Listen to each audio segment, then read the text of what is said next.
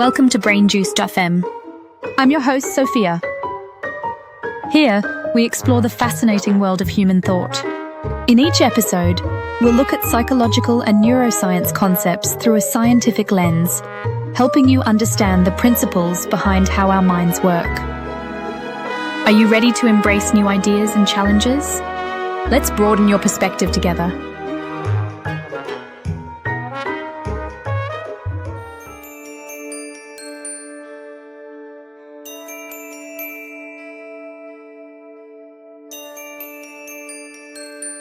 Imagine being imprisoned for 27 years, separated from your family and isolated from the world simply because you stood up for your beliefs. Nelson Mandela endured this unimaginable hardship and emerged not with bitterness, but with an inspiring sense of hope, compassion, and resilience. We often hear the word resilience, but what does it indeed mean? More importantly, how can we cultivate it, especially when faced with insurmountable challenges? Today, we're delving into Nelson Mandela's life and legacy to explore resilience's psychological and neuroscientific foundations. I'm Sophia, and you're listening to BrainJuice.fm. We explore the depths of psychology, neuroscience, and self-development to help you live a more insightful and resilient life.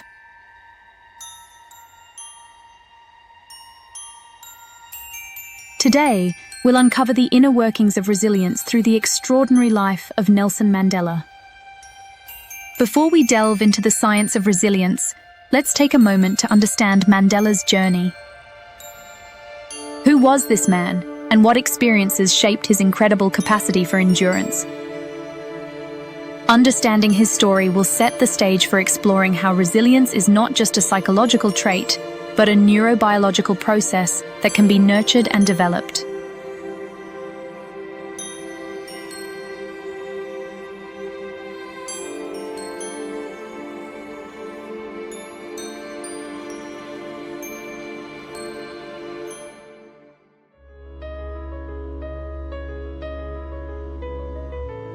Nelson Rolihlahla Mandela was born in 1918 in the small village of Mvezo, in the Eastern Cape of South Africa. Growing up in a rural area, Mandela experienced the traditional leadership structures of his Thembu people. He was groomed for leadership under the guardianship of Chief Jongintaba. These early experiences instilled in him a deep sense of justice and responsibility. Mandela's education played a pivotal role in shaping his worldview. At the time, he was among the few black South Africans who had received a formal education. He attended institutions like the University of Fort Hare, where he encountered a vibrant community of activists and intellectuals. Here, his political consciousness began to take shape, and he was exposed to ideas about equality and human rights that would fuel his lifelong fight against injustice. During this time, South Africa was under the oppressive apartheid regime,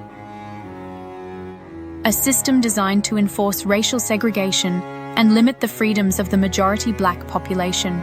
The government imposed laws such as the Pass Laws, which restricted the movement of black South Africans, and the Bantu Education Act, which ensured that black children received an inferior education designed to prepare them only for manual labor. These policies weren't just discriminatory, they were dehumanizing, creating a society where people were segregated and marginalized at every level. In the 1940s, Mandela joined the African National Congress, ANC, and advocated for the struggle against apartheid. As a lawyer, he used his skills to challenge these oppressive laws in the courtroom. However, as the government's response to peaceful protests became increasingly violent, Mandela and his comrades saw no choice but to advocate for more direct action. This path led to his arrest in 1962 and the infamous trial in 1964, where he delivered his iconic "I am prepared to die" speech. In it, he spoke for himself and all oppressed South Africans, declaring his unwavering commitment to the ideal of a democratic and free society. Mandela was sentenced to life imprisonment and spent 27 years behind bars, much of it on Robben Island under harsh conditions. Yet Mandela emerged from prison not seeking revenge, but with a message of reconciliation and hope, becoming a global symbol of resilience. What gave Mandela this extraordinary capacity for resilience? Was it purely psychological strength, or is there something deeper at work in the human brain that enables people to endure such extreme adversity? To answer this, we need to explore resilience from a psychological perspective and through the lens of modern neuroscience. Resilience isn't just about bouncing back from setbacks. It's about adapting, growing, and finding meaning even in the face of overwhelming challenges. But where does this resilience come from? How can we cultivate it in our own lives? Let's start by breaking down the concept of resilience and then see how it played out in Mandela's life under the most extreme circumstances. Mandela's life provides a powerful example of resilience in action, but raises some important questions. Is resilience something we're born with, or can it be developed? And if so, how does the brain support this incredible ability to withstand and grow from adversity? Let's dive into the science of resilience and discover how our minds and brains help us survive and thrive in the face of hardship.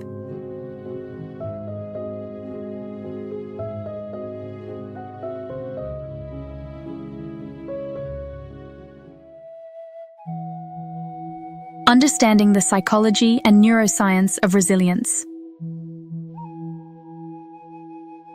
Resilience is often seen as a psychological trait, like willpower or determination, but it's much more complex than that. It involves a dynamic interplay between our thoughts, emotions, and brain chemistry. So what exactly is resilience, and how does it work? Resilience adapts well to adversity, trauma, or significant stress. It's not just about bouncing back, but navigating and transforming challenges into opportunities for growth. Psychologists have identified key factors contributing to resilience, such as maintaining a positive attitude, regulating emotions, and having a sense of purpose or meaning in life. One important theory related to resilience is post-traumatic growth. This suggests that individuals can not only recover from traumatic events, but grow and find new strengths as a result. Viktor Frankl's idea of finding meaning even in suffering, which we'll explore in episode 4, is a cornerstone of this theory. It emphasizes that our perception and interpretation of adversity play a critical role in how we experience and overcome it. Another concept, learned optimism, contrasts with learned helplessness. It highlights that resilience can be cultivated by shifting our mindset from a passive, defeatist outlook to one that actively seeks solutions and maintains hope, much like Mandela's approach during his imprisonment.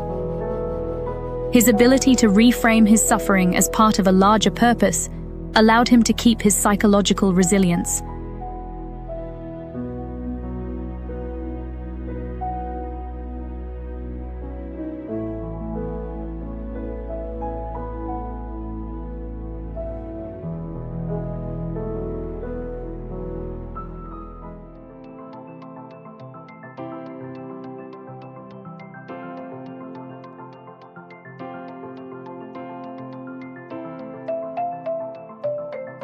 Neuroscience reveals that resilience involves several key brain regions and neural circuits, particularly those involved in stress regulation, emotional control, and cognitive flexibility.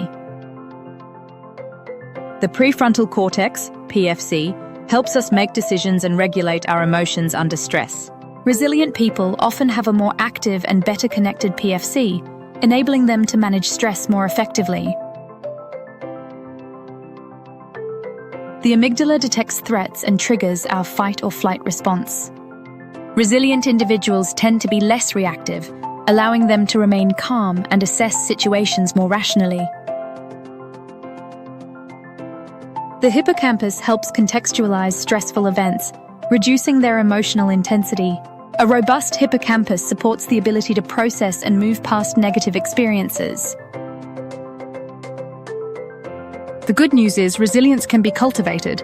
Practices like mindfulness, cognitive behavioral therapy, and physical exercise can strengthen neural pathways, making the brain more resilient over time. Oxytocin, often called the bonding hormone, is released during positive social interactions, helping to reduce stress and anxiety. Strong social support networks create a neurobiological safety net, enhancing resilience. Understanding these neural mechanisms shows us that resilience isn't just about mental toughness. It's about nurturing a flexible and adaptable brain. But how does this translate into real life, especially in extreme situations like those faced by Nelson Mandela?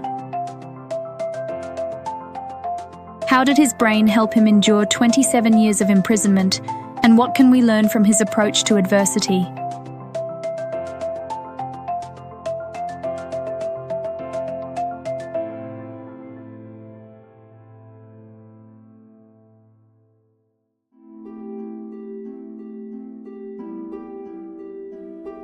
Lessons from Nelson Mandela's life: resilience in action.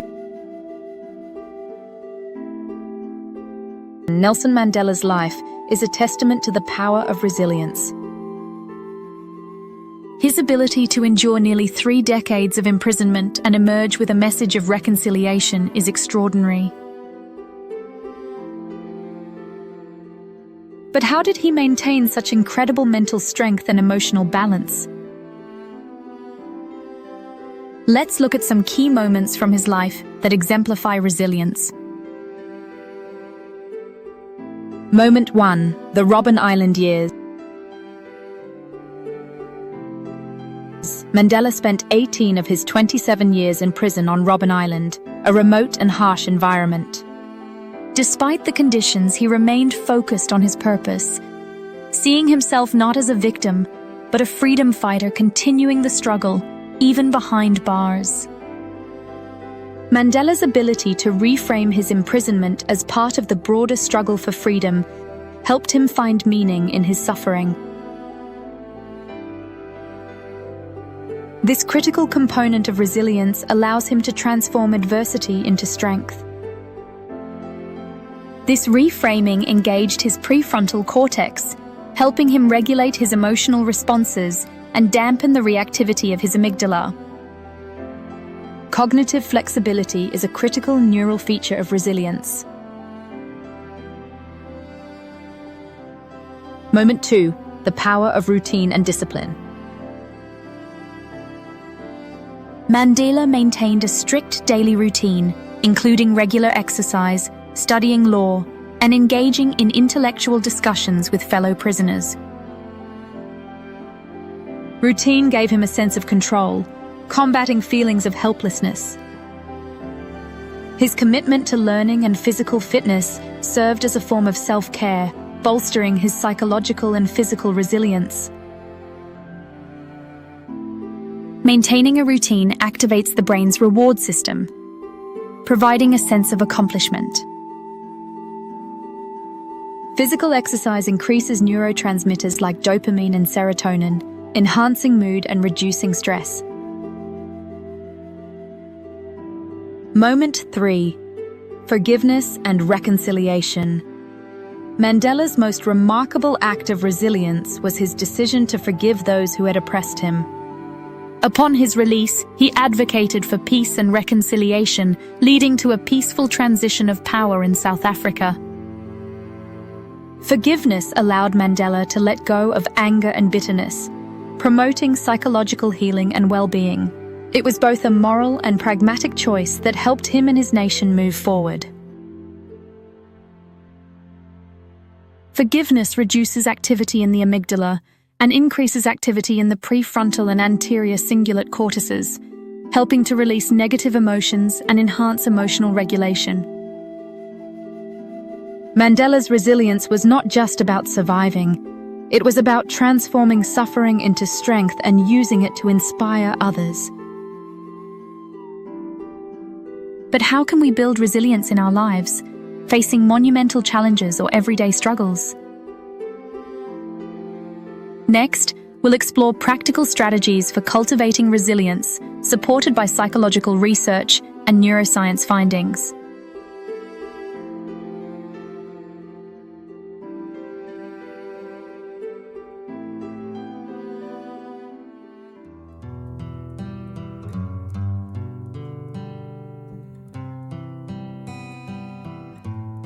Practical strategies for building resilience. Building resilience is a journey, much like the one Mandela undertook. It involves developing mental and emotional tools to thrive despite adversity. Strategy 1. Reframe your perspective. When faced with challenges, try to see them as opportunities for growth. This doesn't mean ignoring the difficulties, but finding a way to view them that empowers you. Reframing is a core component of cognitive behavioral therapy, CBT, helping individuals shift their mindset to a more positive and constructive one. Reframing activates the prefrontal cortex, which regulates emotional responses. This practice can change how our brain processes stress, making us more resilient. Strategy 2. Cultivate social support.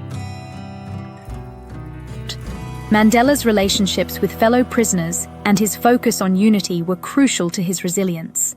Having a strong support network can be a powerful buffer against stress. Social support is a key predictor of resilience. It helps reduce feelings of isolation and provides emotional comfort. Social interactions release oxytocin, reducing stress and promoting well-being. Strategy 3. Practice mindfulness and meditation. Mindfulness helps us become more aware of our thoughts and emotions, allowing us to respond thoughtfully rather than impulsively. Mindfulness has been shown to increase emotional regulation and improve overall well-being. Regular mindfulness practice enhances the abilities of the prefrontal cortex to regulate emotions and reduces the amygdala's stress response. These strategies are not about avoiding stress, but how we respond to it. Start with 1 or 2 practices and see how they influence your resilience over time. Remember, resilience is a skill you can build one step at a time.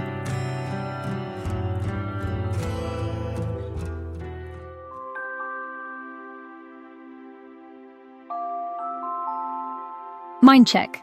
Assessing your resilience. Welcome to the Mind Check segment. We've explored Nelson Mandela's story of resilience and the science behind it. Now let's take a moment to reflect on our responses to challenges. Reflective exercise. Think about a recent challenge you faced. How did you handle it? What strategies helped you? Could the resilience-building techniques we discussed today be useful in similar situations in the future? Everyone's resilience is unique. No matter where you are in your journey, here's always room to grow and strengthen your ability to face challenges.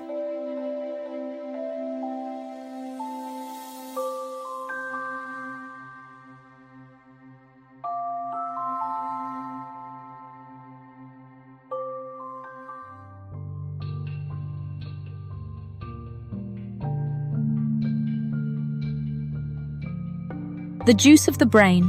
Resilience as a skill for life. In this segment, we distill today's insights into practical takeaways. Resilience isn't something you either have or don't have. It's a skill that can be developed over time, just like any other. Embrace challenges as opportunities. Instead of viewing difficulties as roadblocks, see them as opportunities to learn and grow. This shift in perspective can help you respond thoughtfully rather than reactively. Build your support network. Resilience isn't a solo endeavor. Having a solid support network is crucial. Strengthen your relationships with those who support and encourage you. Practice mindfulness and self-compassion. Resilience means navigating stress with self-compassion. Mindfulness helps us become more aware of our thoughts and emotions, while self-compassion allows us to treat ourselves kindly. Resilience is more than bouncing back. It's about moving forward with purpose and growth. Nelson Mandela once said, "The greatest glory in living lies not in never falling, but in rising every time we fall." Resilience is not about avoiding adversity. It's about using it as fuel to grow, learn, and become stronger.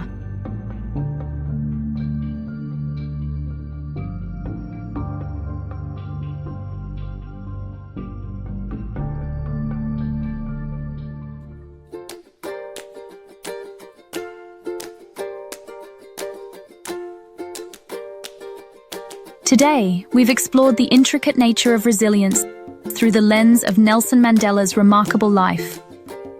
His story is a profound reminder of the human capacity to endure, adapt, and grow even in the most challenging circumstances. I hope this episode has given you a deeper understanding of resilience and provided you with practical strategies to nurture it in your own life. Remember, resilience is a skill we can all develop, one small step at a time. Next time on brainjuice.fm, we'll explore the life and legacy of Marie Curie, a woman whose passion for science revolutionized our understanding of the world and paved the way for countless discoveries. We'll explore the neuroscience of passion, how it drives us, sustains us, and shapes our brains. Until next time, keep exploring, keep reflecting.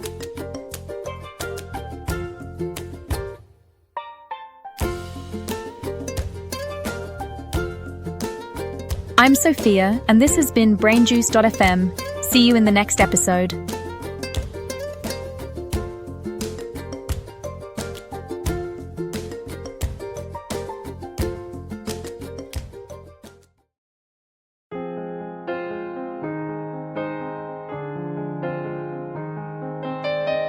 Thank you for joining me today on brainjuice.fm. I hope this episode has sparked new thoughts and offered you a deeper understanding of how our minds work. Remember, the learning journey is ongoing. Every small insight can lead to bigger discoveries. If you enjoyed today's discussion, please subscribe, comment, and share it with others who might find it helpful. Until next time, stay curious and keep exploring new ideas. Unlocking mind secrets, living wisely.